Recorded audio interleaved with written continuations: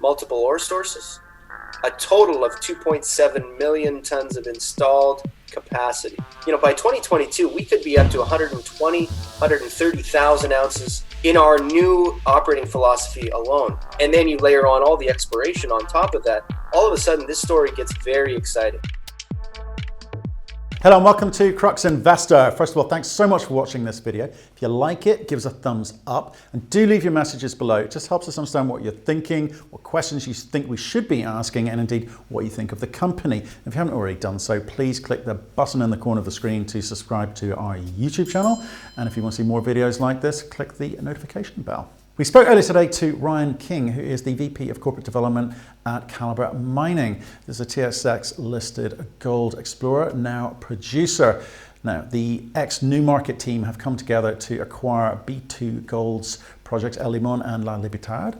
And we talked to them about how they're going to develop these assets. They've just announced their first quarter of full gold production, some impressive numbers, some good grades, and obviously generating a lot of cash in this gold environment. So we talked to them about what they're going to do with that cash and the optionality that they have in front of them. Lots of other things discussed. Take a look in the description below. Anything that interests you in particular, click on the timestamp and that'll take you to that part of the video.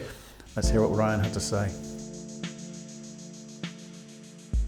Hey Ryan, how are you doing, sir? I'm excellent, Matt. Thanks for having me on the show. Yeah, so where are you speaking from? North Vancouver. Very nice. On lockdown. Lockdown with the family. Lockdown with a family, 3-year-old and 7-year-old. And luckily, we've had some nice weather in Vancouver. Oh, sweet. It's been sunny, but today's the first cloudy, rainy day, so everyone's locked inside again. No, well, at least the kids get to see you. Right? So that's pretty cool. Well, hey, thanks for joining us. New story for us. We're excited. You've done a lot of good things very, very quickly, and we're intrigued to understand a little bit more about the story behind that. But first, why don't you kick off? Give us that 1-minute overview, and we'll pick it up from there. Yeah, sure. So Calibre Mining, listed on the TSX, we were an exploration-only company in Central America for over 10 years. We have transitioned from exploration only to producing from 2 processing facilities, multiple ore sources in Nicaragua, and as well layered in exploration and development. So we're a gold producer. At the beginning of 2020, we announced that our guidance for the year was 140 to 150,000 ounces of production and around an all-in sustaining cost of $1,000. So exciting to make that transition that we did last year. Brilliant. Thank you for that. Now I want to talk about why you made that transition, okay? Because you've got the ex-Newmarket team there. You're spending 10 years on exploration, Nicaragua. You suddenly decided let's kind of skip this process and we're going to get into production, right? So that's a seismic shift in mentality. Having spent 10 years at it, was the exploration side too tough? Was it not giving you the results? I mean, obviously share price tells us a bit of a story, but what's the reality behind the decision to change? So the reality was, and you just hit on this, is the Newmarket Gold team. So if I take us back to 2015, it was Doug Forrester, Blaine Johnson, Ray Thorelkeld, Doug Hurst, the founders of Newmarket that saw good geological upside on those assets, and we're very successful. We did the deal. I think Newmarket was trading around. It was originally a shell, but when we started the deal, it was about 75 cents a share. Ended up selling the company or merging the company for about $5 a share. So we acquired production, but grew the production and grew the resource base through the exploration potential we saw initially, and we're successful at that. Similarly, the way Calibre came about was the identification of these assets. Doug Forrester, Blaine Johnson, always reviewing, looking for opportunities. Because of the success of Newmarket, they recognize that if we find the right suite of assets with good geological upside and potential, with the combination of the right timing and the right deal, we can make people a lot of money, and ourselves included. And we invest in all of our deals. So really, the shift was the success, because of the success of Newmarket, right? We had recognized another opportunity. We had looked at hundreds of opportunities for Calibre to buy production, but then have the opportunity to either grow the production or grow the resource base geologically. And we landed on doing a deal with B2 Gold. So that was really the shift, is that the historical success we had with Newmarket we were trying to replicate that. Okay, but you went out to market, raised $100 million, which is not easy because you did this in the middle of last year. So I get that the Newmarket team's reputation kind of went before them, but you must have known obviously what you were walking into. And I guess that then begs the question, why would B2 give that up? Well, I'll tell you, we started discussing this, Blaine and Doug started to discuss this idea with the B2 team, executive senior team, 2 years ago. So, B2 has been working towards a 1 million ounce a year gold producer. It was a suite of Nicaraguan assets that started B2 Gold back in 2009 and 2010. So these were very near and dear to them. They spawned B2 Gold. And, we're a very meaningful part of their production for many years. But 2013-14, B2 shifted. Instead of doing lots of exploration, which they were still doing, they shifted because they recognized an opportunity to acquire advanced development stage construction-ready projects and other production opportunities when the market was turning down for gold. So they made the right move. And then these suite of assets in Nicaragua became non-core to them. It became, from analyst models, less than 5% of their net asset value, less than 8% of their production. So, their shift and focus went from Nicaragua to West Africa, Fekola, Masbate, some of their bigger operations. And that was the opportunity. I think it was not so much about the divestiture of these assets, but it was a win-win partnership because we could focus on these assets 120%. Like B2 Gold did back in 2009 and 10, which allowed B2 then to have a nice, meaningful equity position, which they have over 30% of Calibre, and recognize the opportunity that if these guys are successful, okay, we get a bit of cash, but we get a big equity chunk as well. And if they are successful, which we think they will be, that creates the win-win opportunity for both us and B2 Gold. Okay, so the Newmarket team and yourself, you're founders in this. Can you tell me a little bit about the structure that you created there to bring these two assets in? So Limon and Libertad are relatively low grade projects which you're developing into higher grade projects. We'll talk about that in a second. But I'm sure, what structure did you build day one for this project? Yeah, so as mentioned, Calibre had been an explorer co in Nicaragua for 10 years. Yeah. And over 10 years, your issued and outstanding shares grows quite significantly and quickly, right? We had a few years of success and then went into the doldrums for a while. Ended up having almost 400 million shares issued and outstanding, right? So it was 2018 where the team said, okay, let's pivot. Let's now look to try and replicate what we did with Newmarket and go out and buy production, but we need to fix the capital structure. To do that, we did a 10-for-1 consolidation, right? We did 10-for-1 consolidation. We then advanced in our work to identify an opportunity to acquire production. And so after the 10-for-1 rollback, we did a very small raise. We raised about $5 million at 45 cents. And largely that was the team, the board of directors, the founders, Doug, Blaine, Doug Hurst, Ray, Russell Ball, myself, put a lot of our own money into that round. Then we brought in some external investors. Sprott came in, Sprott Capital came in for a bit of that, Rick Rules Group. And so that gave us the small amount of money to go out and start looking, to start identifying and doing due diligence to make this shift, right?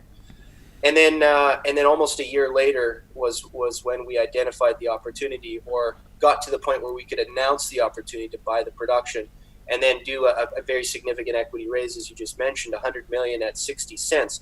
We wanted to price it right.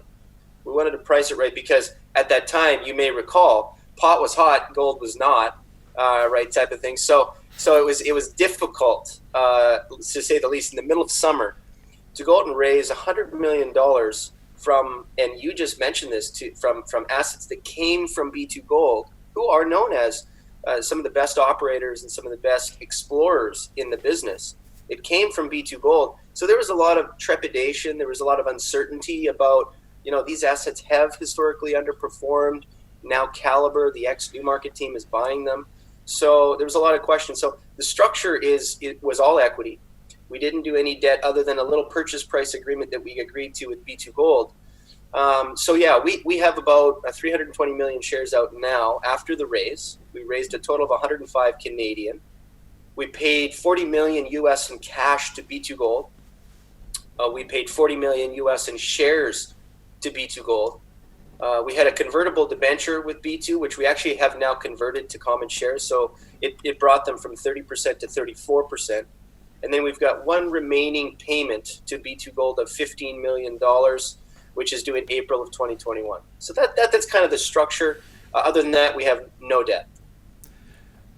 Well, sorry, did you mention you owe about another 15 million, but that's been deferred till next year? Okay, you did say that. April 2021, that's right. You did say that, okay, cool. I mean, that's fascinating to me that you can segue, you can take a company which has sort of been paddling around the exploration pool for 10 years and then suddenly go, boom, now's the time, guys. And the market's reacted extremely positively to that news. If you look at your shares, again, weren't doing too much in 2019 and towards the latter half when gold started to go. And you were, I guess, getting into nearer term production. So people started paying attention to you. Market dipped this year. Yeah. And you've had a quick recovery back to getting back to sort of where you were. Is that? I think that sort of tells a tale that the market is quite interested in your story and they buy what you're trying to create. Would that be fair to say? I think for us it's kind of a prove me story. We bought production from and partnered with B2 Gold. So these assets historically, La Libertad and Limon, the two producing assets with mines and mills on them, that we bought and acquired and partnered with B2 Gold on, have underperformed. They had underperformed. They had not, there was revisions of guidance down sometimes for production. There were cost guidance up, and so the market was kind of like, yeah, we know these assets, they haven't met our expectations for a couple of years. And so to your point, yeah, I mean, we did this deal. We acquired the production. There was some history and hair on them, and so it's part of our job as the new team with 120% focus to come in and try and let's say optimize some of the opportunities, maybe find some more ore. But with that 120% focus, we can maybe shift the narrative a little bit from what the external market thinks of these. Now with, hey, the Newmarket Gold team that sold their last company for $1 billion. Well, that's where it's getting at, because I'm looking at the share price, the market has reacted, but the reality is there was a lot of hair on this, and you have been shaving away at the edges in terms of driving the AISC down, driving production up. You've had your first major quarter, and I guess we're looking forward to quite a good year, and then obviously market reset and COVID comes along. But we'll set that aside. I'm interested in how you clearly understand the need to talk to the market and tell them what you're doing, because, like I say, with the hair on it and with the legacy issue, the legacy of the company's performance, I could understand why the market wouldn't react to it, but it did. You've managed to do that. And I always think that companies that underestimate the need to communicate to the market properly do not take advantage of the situation, because it's all well and good having a good team, good asset, but if you don't talk to the market. So what were the kind of barriers that you were coming up against initially? In terms of what did people not understand? What did you then say to them? Yeah, that's a great question. I mean, when we look at these assets, we internally see a lot of exploration potential, but because they came from B2 Gold, there was a lot of uncertainty and hesitation that there's probably most of it's been found. Is there really exploration potential? These assets historically have not hit their production numbers. So what makes you guys think you can do it any better? Type of thing. And then, a little bit of jurisdictional uncertainty. This is Central America, Nicaragua, not known for its gold production, has historically had social unrest issues. So tell us a little bit about that. And, so there were these hurdles that we had to overcome and still are. And don't get me wrong, this is, we think this is early days. We've only had the keys to the assets for 6 months, right? So it's been a relatively short period of time, although we ramped up through our due diligence, but a relatively short period of time. And we've really started to shift the narrative and how we're looking at these assets. Rather than two standalone mines and mills, what we're trying to get everyone to see is what we see is that amongst the landscape that is Nicaragua, we have 2 processing facilities, we have multiple ore sources, and we can effectively, cost-effectively, efficiently feed these mills to maximize production, maximize value near term, and have a focus on production with a margin. So that's where our view is shifting, and the mastermind behind this is our Chief Operating Officer, Darren Hall, who was at Newmarket with us. He was at Newmont for over 25 years. So he rose the ranks over the years at Newmont because he identified opportunities, whether it be for maximizing some production, maximizing and utilization of processing facilities, or whether it be some cost savings efforts. So he's always walked through operations, and it's like anybody. If they walk through an operation that's new to it, they'll likely pick up on a few things that they think they could do to optimize. And so it was that fresh eyes that we brought to hey, there's opportunities here. We can start to see them as we're working through the process, and then it's just communicating that to the market, but then building trust. It's slowly but surely, quarter over quarter, drill result over drill result, building that confidence back up with us at the helm. And that takes time. But to your point, the market with the price of gold, which has been positively reacting to some of the stuff in the macro landscape, has helped us. But at the same time, we've been executing on what we said we were going to do. And so I think that's why you've seen this quick re-rating. And there's still lots of room, but quick re-rating. Right. Since the end of 2019. So many questions. First of all, I got to ask this one. So you think the price that you paid for this, 40 million cash, 40 million shares, you feel that was a good price? There's nothing you would change? Nothing we would change. And actually, so the total was US 100 million. Yeah. Nothing, absolutely nothing at all we would change. And actually, we think we got the timing right. And it's nice to have a win-win scenario because B2 Gold has a big invested stake in Calibre with their 34%. So it's, nothing at all. Right, okay. So, and the second component of this, having helped the market understand what it is that you're trying to do and seeing this, quite reasonable, quite quick rise in share price, up around nearly $1 today. Do you think that you've got enough here to keep people interested before they move on to the next new shiny object? So are you going to be able to deliver this big plan of yours? With the cash that you've got, you're generating, free cash in a high gold market, in a bull market, nice money to be made. But you've just been hit with COVID-19 like everyone else. It's going to impact the numbers somewhat. Can you keep the show on the road? Yeah, that's a great question. And there's so many shiny objects out there. It's hard. What we're seeing in the marketplace, and clearly the large cap gold equities are really moving, right?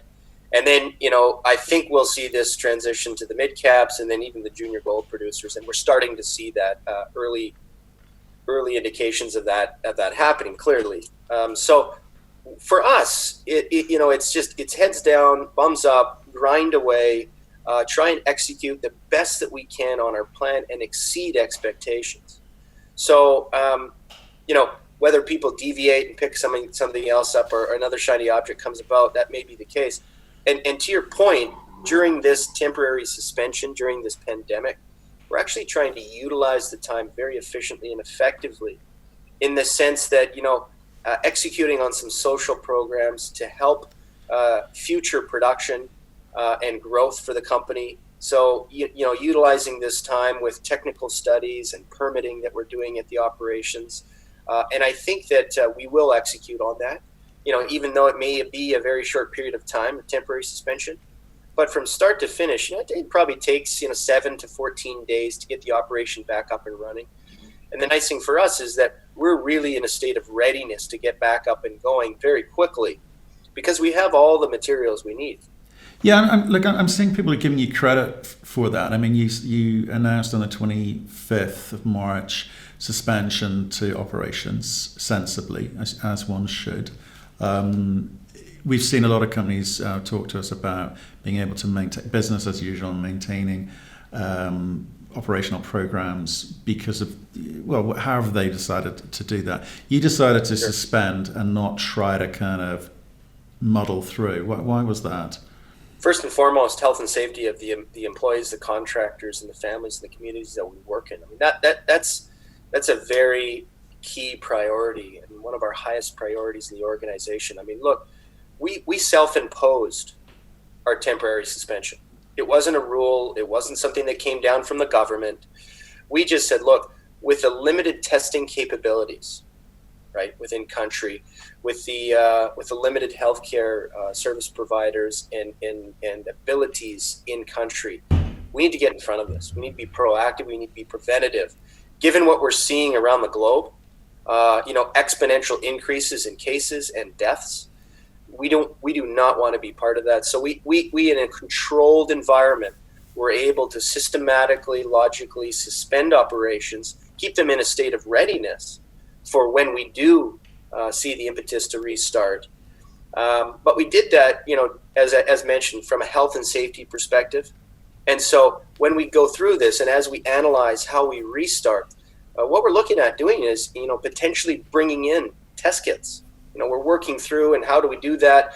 And, potentially doing a drug and alcohol and a COVID test at the gate, that type of scenario, so that we can feel comfortable, so that our communities can feel comfortable that, hey, we're safe.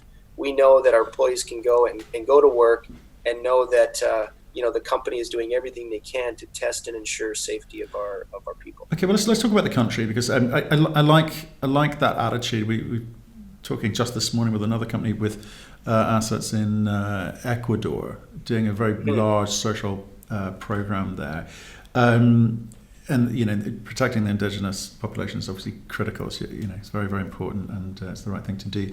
But let's talk about Nicaragua, because not many people know too much about it from this side of the pond. I think people from North America will feel comfortable with, South America as an investment destination and mining and so forth. But what is it like? What's the mining code like? What are your relationships like on a provincial and state level? So, Nicaragua, for a lot of people, as you just mentioned, is not well known. We have very good relationships. I think that particularly with the ministries of labor, the ministries of mine, the ministries of transport. And the reason we do is because most of the people, if not 99% of the employees, the workforce, the country management for B2 Gold came and are now Calibre employees. So we have, for example, all of the general managers stayed, all of the senior geologists stayed on site. So a very, very excellent knowledge base. And I think over 97 or 98% of our workforce is local Nicaragua. And so a very well-educated workforce. And, our VP country manager, for example, he went to school with the Minister of Mines. And he's been in the mining sector for 30 plus years. And so he's worked with them very regularly. They built up a level of trust, and him with our, as our liaison to the government, it's been very effective. And he has lots of regular dialogue with the minister. And the mining code is favorable to mining. I mean, it's appropriate so that you can efficiently get operations into production, but in a safe and environmentally friendly manner. And what they do in Nicaragua is very interesting. They allow 1% of any mineral concession for small artisanal miners to mine, and you can actually move them around with the government. So for example, they're very good at finding gold. We use them to help find more gold. It's a nice geochemical tool to help us then understand what could this be, another vein structure. And then you can actually relocate these ASMs around concessions and then develop on a large scale commercial basis a new deposit. And I'll give you an example. From start to finish, this Limon complex that we have, there's a new high grade vein structure that is now part of our open pit complex, which is called Limon Central. B2 Gold rediscovered that in 2017. They did quite a bit of drilling in 2018. They permitted the project, and it took them probably 10 to 12 months from start of EIA to completion of EIA. So that's generally unheard of on a global scale. That time frame from start to finish for an open pit mine. Now, granted, they already had a mill and a tailings facility on the complex, but we are doing it right now. We're actually permitting one of our projects. It's called Pavon. It's a development stage project. We've started the permitting process in Q4. We anticipate an EIA approval, an exploitation approval, by Q4 of this year. Okay. So I mean, very favorable. Fantastic. That's what we're getting at, because as investors, like talking about investing into new territories, jurisdictions that are unknown to us, one has to look at the history of the country. Yes. Mining, I understand from my research, is a very important part of income, taxes and so forth. Yes. For Nicaragua. So, and as well established miners there and have been for some time. Okay, so I just wanted to cover that off because people get a bit nervous when they're talking about things they don't know about.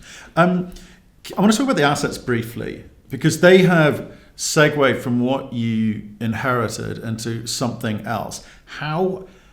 When did you, again, make that decision to say, well, actually, I think we've got something better than I thought we had? Mm-hmm. And we've ended up with, how do you go about targeting that? And how do you go about redistributing or your spend, your drilling, or indeed your thinking about how you go about monetizing it?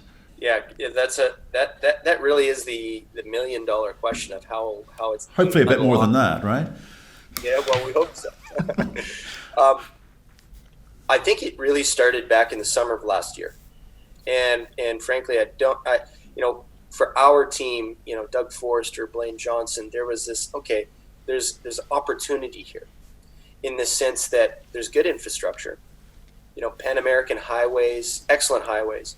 There's great power, and the country and the government have consistently invested in infrastructure. So that's been a huge benefit, because that speaks to some favorable cost to transport things around the country.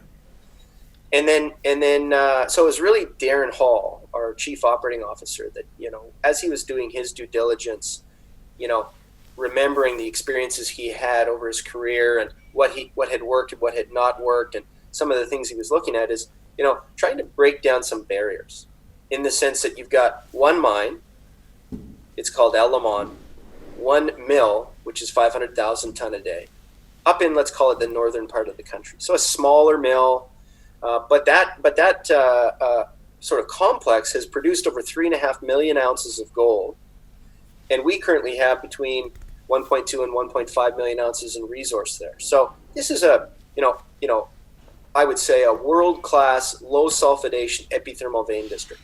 Then you go down to the south to the La Libertad operation, which is a much larger mill. It's 2.2 million tons per annum processing capacity. And B2 Gold did a very good job investing in that. They built that mill, and so they did an incredible job. So what he kind of looked at was, you've got these two processing facilities, roughly 250 to 300 kilometers between the two, but we have multiple different areas of ore sources. Some at Limon, some at Libertad, some at Pavon. So, now we've started to implement this, what we call the hub and spoke approach. So multiple ore sources, a total of 2.7 million tons of installed capacity. So rather than look at them as 500,000 tons here a year and 2.2 million tons a year, we've got 2.7 of available capacity to process ores. Let's try and efficiently maximize the value in the near term. And so we know we've got a lot of resources at the Limon complex. We have no reserves at Libertad, but we've got, probably somewhere around 600,000 ounces of inferred and indicated resources. So, utilizing the resources that we have, but then also maximizing the processing capacities that we have, rather than sinking new capital into expanding mills. Let's look at hauling that material around the country. And really this started to come out in December of last year. And then Q1, I should say, it was telegraphed in our Q4 conference call, where we said, look, we're evaluating these opportunities because they look good.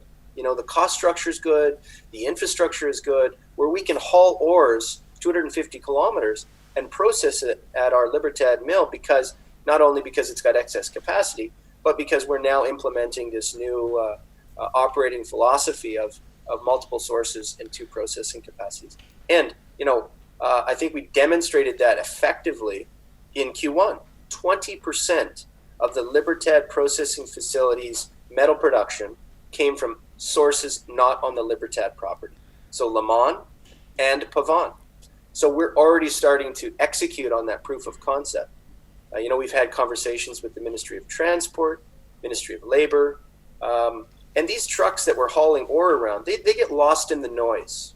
This is heavily trafficked Pan-American highway. You've got to do, obviously, your public consultations with some of the tops and the tails of the communities. It's that 2 to 4 kilometers off of the main highway with some of the local communities, but absolutely no issues that we had in Q1. And in March, we got up to almost 400 ton a day hauling ore from Limon down to Libertad. So we think there's opportunity to expand on that even more. So I get the big idea, I get the philosophy, and I get the logistics in terms of what you're putting together here. So it's a nice big plan, but you've also managed to increase the grade.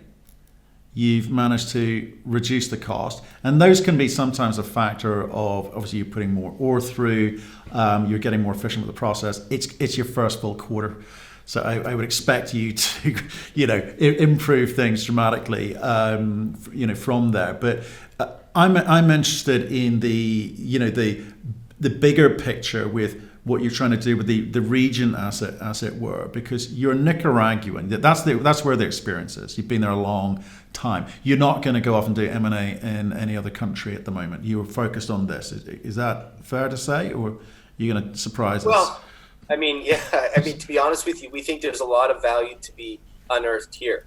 Yeah. Right. There is absolutely a lot of value. So it's really heads down in execution. But in time, do we want to become a multi-jurisdictional gold producer?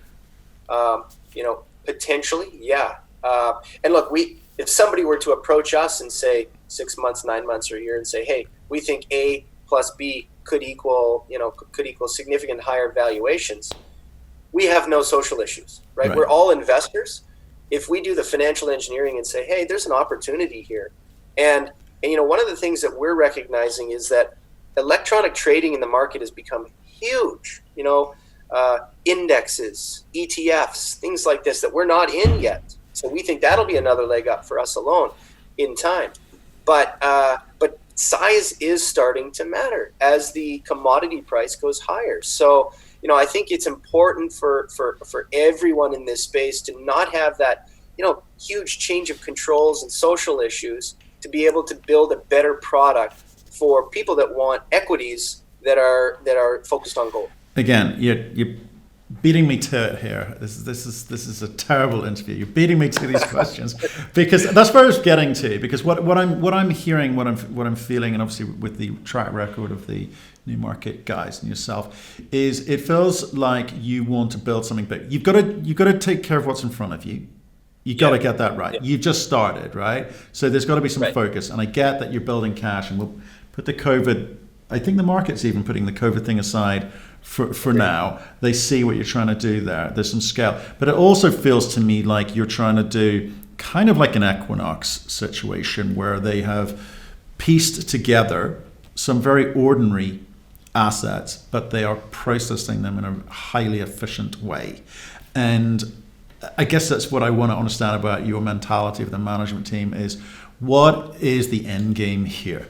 What are people buying into who come and talk to you for the first time, look at your projects, look at the management team, look at the assets and go, what are these guys about? And at this price, can I still make money? Yeah, I mean, a great question. From what we see right now in the organization, as I mentioned, prior to the pandemic, we guided the market on about 140 to 150,000 ounces of consolidated production, around $1,000 all-in costs. And even as we learn more about the optimization opportunities, the integration opportunities, cost-saving opportunities, we're already starting to see the opportunities, as you mentioned, higher grade. So in 2021, we're going to see grade increasing, but actually throughput at the Libertad mill coming down. So grade increasing, throughput coming down. We think, 70 to 75,000 ounces will be processed through their temporary suspension aside in 2020. But because of the grade increasing, by 2022, we could be up to 120, 130,000 ounces in our new operating philosophy alone. So when you think about that and you peel that back, today we're 140 to 150. On a consolidated basis by 2022, we could be 200 to 220. And then you layer on all the exploration on top of that. All of a sudden, this story gets very exciting. I'll use K92 as an example. Everyone sort of discredited that. It's Papua New Guinea. We don't really know about it. But those guys have done a fantastic job of executing and finding more. That if you strip everything away, that's what we do. We're always depleting. You have to find more, or you have to do creative, financially engineered M&A to create and unlock more value. And so that's why we're doing 50,000 meters of drilling. So I think there's a lot of value to be unlocked here with Calibre and these assets and our new approach. And to your point, we're generating great cash so we can reinvest in our business and our asset base to do that, find more, There you go. And we're already having success doing that. So this year, you were talking about spending about $12 million. Obviously, that will be, I guess, pushed out a little bit. Isn't it amazing what you can do with cash? Yeah. When you don't have to continually go back to the market and sort of say, hey, we've got this target. We need to unfortunately dilute a bit more, raise some more cash to drill this target. See, with the operations, we're affording ourselves the ability to be able to reinvest in the assets, find more, and unlock more value for our shareholders. But, on that note, I'll just say that, during the fourth quarter of last year, one of the big unlocking values for us was there's two big ball mills at the Libertad processing facility. Darren identified, hey, we could temporarily suspend or idle out one of those ball mills and still have excellent production. By doing that, we've saved ourselves approximately 500 to 550,000 a month, and almost by that one initiative, afforded ourselves half of our exploration spend for 2020. So it's all of these little pieces that are coming together to unlock much more value in the bigger picture. I think today our market capitalization is around 250 million US. We've got US 43 million in cash at the end of Q1. And to your point, isn't it great what you can do with cash? And when you have cash and no significant burns and no big debt covenants like we don't have, you can really effectively utilize that. And we put that in the ground, or we put that into the multiple ore sources, wherever it may be, so that we can help unlock more value. Because at the end of the day, ourselves as management, we own a lot of this equity. We want it to succeed. We want our shareholders to succeed. I think we own a little over 5% of the company, all at the same prices that our shareholders do. Ryan, that's a fantastic first introduction to the company. I'm delighted to have been able to talk to you. I'm excited to see what you do with this cash optionality that you have. I get the big picture. I guess it's a case of the way that you go about trying to deliver that. That's what I think I could get excited about here. So stay in touch, pick up the phone when there's something to say, because we'd be delighted to talk to you again. Look, Matt, thank you very much for the opportunity to speak to yourself and some of your subscribers and followers. I really appreciate the opportunity. And yeah, absolutely. It'll be a busy year in front of us. We'll have lots of news, and I'll be sure to reach out. So thank you again.